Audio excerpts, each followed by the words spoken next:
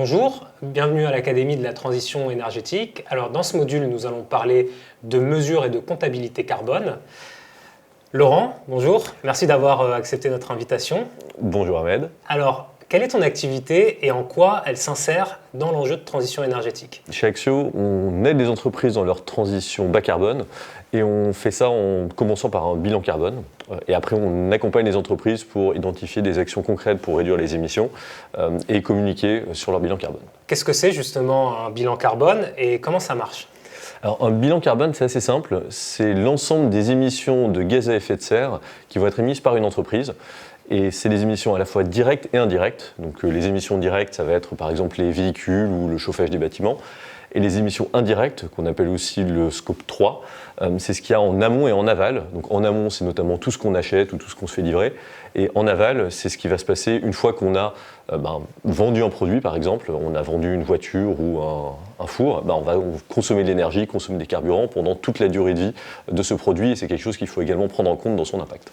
Alors, comment peut-on faire pour que le bilan carbone ne soit pas qu'un exercice réglementaire de plus, un exercice de pure compliance? Effectivement, ça c'est un vrai sujet parce que calculer un bilan et le mettre dans un rapport RSE, ça n'a jamais réduit les émissions. Donc en fait, si on s'arrête à juste avoir un chiffre et le publier, c'est comme si on n'avait rien fait pour le climat. Ce qui est important dans une démarche de transition écologique, de transition énergétique, c'est d'impliquer les collaborateurs qui vont en fait avoir les bons leviers dans l'entreprise pour travailler sur le sujet. Donc ça peut être l'IT, les RH, le marketing, la logistique.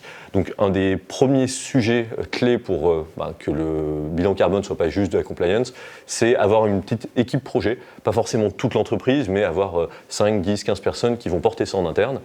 Et les personnes vont permettre deux choses.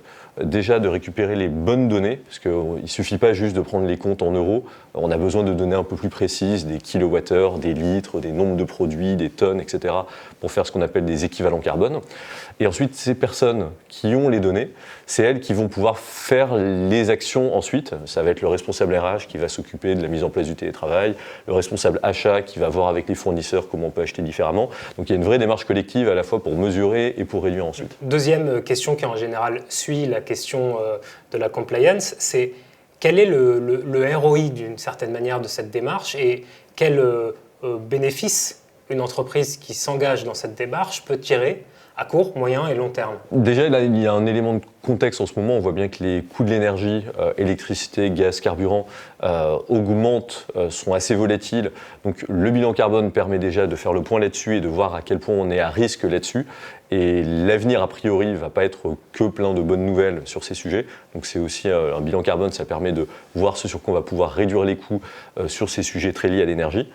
Et après, ce qu'on voit, c'est qu'il y a de plus en plus d'entreprises qui font leur bilan, non pas parce qu'elles ont envie de le faire, de réduire leurs émissions, mais tout simplement parce qu'on leur demande, ça peut être leurs clients qui leur demandent, dans des appels d'offres, des référencements. Donc si on veut continuer à pouvoir travailler avec ces clients, il faut montrer patte blanche maintenant.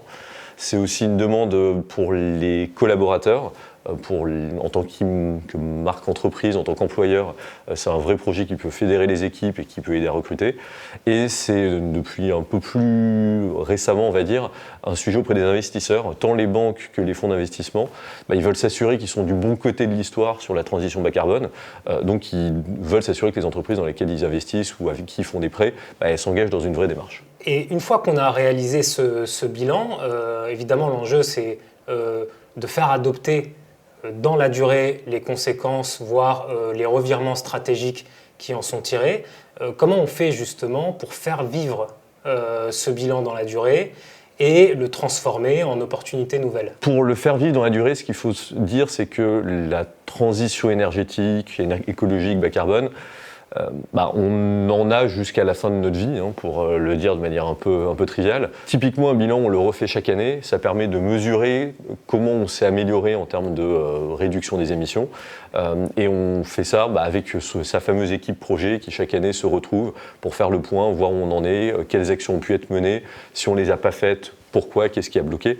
Donc c'est vraiment une démarche dans le long terme sur laquelle on travaille avec une équipe projet au sein de l'entreprise. Et cet exercice, vous essayez aussi de l'automatiser.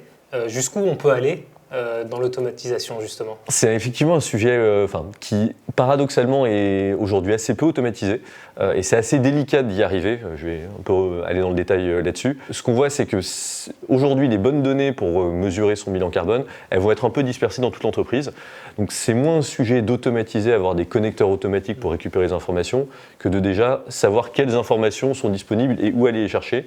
Et ça, c'est une première démarche qui est forcément un peu humaine, parce que chaque entreprise est un peu différente. Et ce qu'on voit aujourd'hui, c'est que les outils informatiques dans les entreprises, en particulier les ETI, les PME avec qui on travaille, n'ont pas forcément des connecteurs, des API. On n'est pas tous aussi bien outillés que Google à la maison, malheureusement. Donc heureusement, il y a des plateformes qui se mettent en place. Nous, on en propose une où on peut travailler à plusieurs dessus. On peut plus facilement importer les données, etc. C'est pas encore 100% automatisé, mais ça va être de plus en plus rapide. L'enjeu, c'est vraiment de gagner du temps. Et ce qu'il faut voir, c'est que même si on avait un bilan 100% automatisé, en fait, c'est pas ça qui permettrait quand même de baisser les émissions. Et une fois de plus, le bilan, c'est juste un outil pour réduire les émissions. Ce qu'il faut, c'est impliquer les bonnes personnes pour ensuite avoir des actions concrètes. Et ça, un bilan fait plus rapidement, plus automatique. Ça fait gagner du temps pour se concentrer sur la réduction, mais ça ne va jamais suffire à réduire tout seul. Donc pour nous, c'est vraiment important dans une démarche de se dire que les deux marchent ensemble, avoir des outils de plus en plus efficaces, mais également avoir des collaborateurs vraiment engagés dans la durée. Et donc, quelles sont les perspectives réglementaires, notamment, sur ces sujets de reporting, de communication des entreprises sur leur empreinte carbone dans les prochaines années? Alors aujourd'hui, ce qu'on voit, c'est que le bilan carbone, il est en train de se généraliser.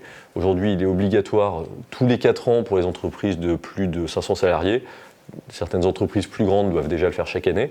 Et là, au niveau de toute l'Europe, ce qui arrive début 2024, donc c'est vraiment demain, c'est toutes les entreprises, chaque année de plus de 250 salariés, vont devoir calculer leur bilan carbone. Donc si on veut être dans cette dynamique, c'est dès maintenant qu'il faut se préparer, parce que les entreprises qui vont devoir faire leur bilan carbone vont également demander des informations à leurs fournisseurs pour calculer ce fameux scope 3. Donc ça se généralise très rapidement. Merci Laurent pour tes éclairages.